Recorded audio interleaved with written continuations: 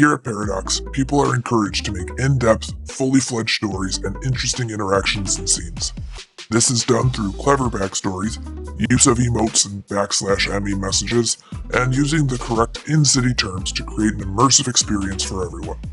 Let's go over how we do this in Paradox. First, let's talk terms. Sometimes, we need to bring up topics that would be a bit strange to hear while in the city. For example, your game may crash in the middle of a scene, and coming back without mentioning why you just suddenly disappeared would seem kinda strange. How do you explain that away without breaking immersion? Here's a helpful list of terms that you will commonly hear in city that are code for something out of city. A head pop is a 5M or game crash. Emails or Discordia is the Paradox Discord or Discord DMs. The city handbook is the player guides or rules. The city itself is Paradox server. Eyes are your monitor or computer screen.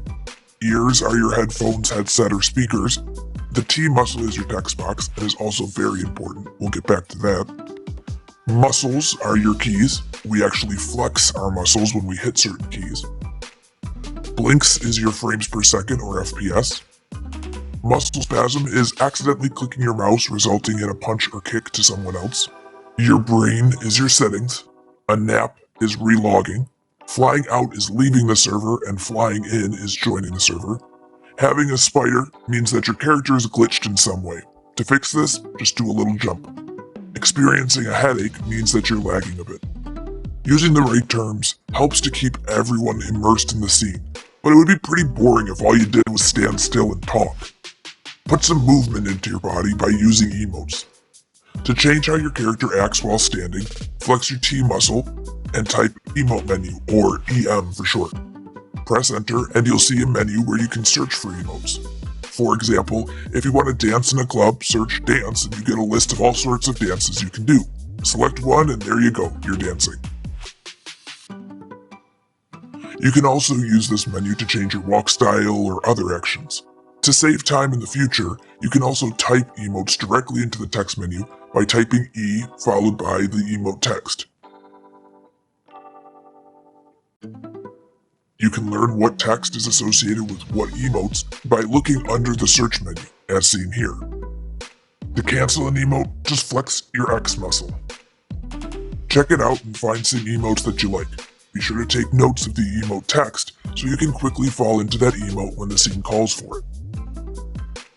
Another way to create an immersive scene is to add a little spice to a scene with a /me message.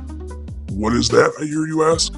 It's the words that you may have seen pop up during scenes and specifies additional information about it to create a better story. These are often used by EMS or police to help specify what they're doing beyond what an emote can show, such as treating a wound. But anyone can use them. For example, while a mechanic is working on a bike, they may use a /me message to show what they're doing, such as loosening a bolt. To create one of these messages, flex your T muscle and type \me space, then the message you want to display. In the case of our mechanic, loosens bolt on motor would be a good option. This is a great way to convey emotions or other actions, such as a sigh, shrug, or smirk. Want to leave some things up to chance? Type TRY instead of ME to have a random chance of successfully doing something. Please use this in moderation and when it makes sense to do so. Role-playing in a server like Paradox is all about creativity, imagination, and collective storytelling. Here are some general tips to keep in mind while role-playing here. Create a strong backstory and include goals, motivations, and life-changing events to give your character a unique outlook on the city. A great tool for doing this is our very own VIP application, which is found on the Paradox website, linked in the description. There are loads of benefits to becoming a VIP in this server, which we'll discuss later. The application will help you think about your character's strengths, weaknesses, goals, and more. I highly recommend filling it out. Plan ahead. Along with a strong backstory, have some goals that your character wants to achieve. Though money and fame are strong goals for some, try to think outside the box and come up with something a little bit more intangible. Also, try to think ahead and find out what kind of story you want to tell with a general ending in mind. Stay in character at all times. Think of yourself as an actor who is creating a story and script for your character as they live their lives through the city. Leave room for other stories and characters. Remember that you aren't the only main character in the city.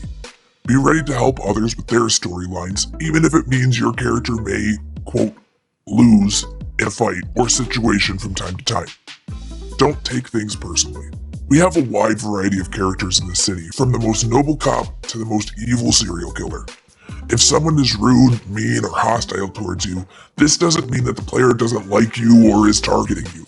They are playing a character same as you. Keep that in mind while you're in city. Avoid using meta information or power gaming. Now this is listed in the rules, but it's a big one that should probably be highlighted. Meta information is any information that is learned outside of city or beyond what your character would be able to obtain from their own five senses. For example, a person puts a photo in Discord of a cop knocked out after a gunfight. Your character, also a police officer, wouldn't know about that scene unless they were told about it in city or they read a report about the incident. You would be guilty of using meta information if you took revenge for your fellow officer and shot at the cops responsible without learning about it first in city. As you watch the rest of these videos, you'll learn more RP tips. Next up, let's take a look at how we interact with the police and EMS departments.